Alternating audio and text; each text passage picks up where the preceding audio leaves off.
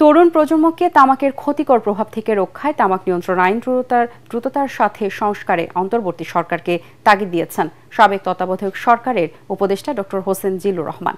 রাজধানীতে এক আলোচনা সভায় তিনি বলেন, পুলিশি বল প্রয়োগে নয়, কঠোর আইন ও সচেতনতার মাধ্যমে তামাকের আগ্রাসন বন্ধ করতে হবে।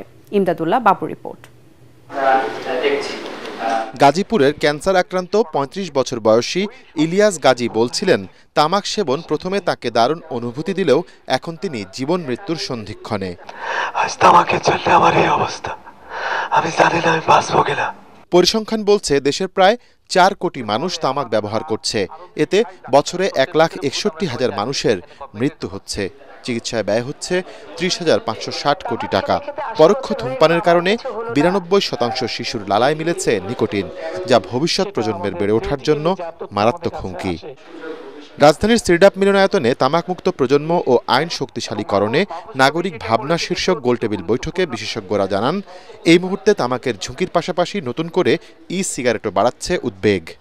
টোবাকোর মধ্যে যে উপাদান আছে, নাইট্রোসামাইন বলি আমরা, সেটি কিন্তু আমাদের এই ধরনের জায়গায় ক্যান্সার তৈরি করতে পারে।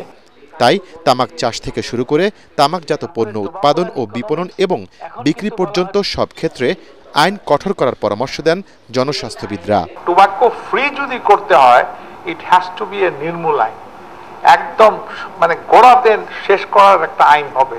40 সালে এই যে আইন আছে এখন, সেই আইন দিয়ে 40 সালে কোনো সময় আমাদের এই ধূমপান মুক্ত করা যাবে না। এ সময় সাবেক তত্ত্বাবধায়ক সরকারের উপদেষ্টা ডক্টর হোসেন জিল্লুর রহমান বলেন, অন্যান্য সরকার না পারলেও অন্তর্বর্তী সরকারের উচিত আইনটি সংস্কার করে নজির স্থাপন করা।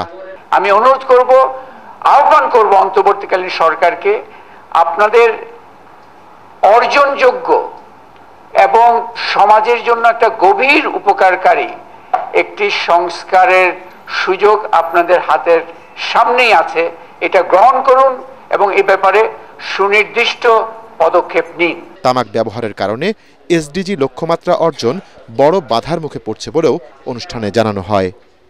ইমদাদুল্লাহ বাবু, ATN বাংলা, ঢাকা।